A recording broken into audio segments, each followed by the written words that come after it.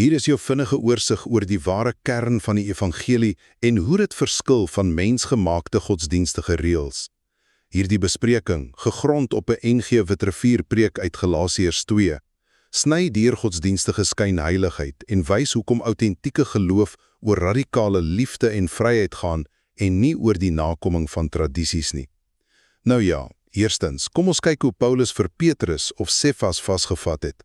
Petrus het vrylik saam met nie-Jode geëet, maar onmiddellik daarmee gestop en Joodse eetreëls begin volg toe verkrampte Joodse Christene opdaag. Dit is letterlik soos om jou ware vriende by 'n sosiale byeenkoms te ignoreer sodra die gewilde groepie instap. Hoekom laat ons so maklik totdat vrees vir oordeel ons dwing om mense uit te sluit?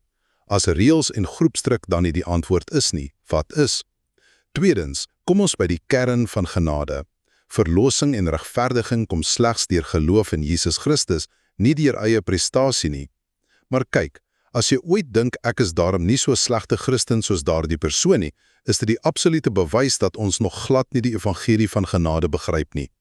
Hoe lyk Petrus se oordeelkundige reëls in ons lewens vandag?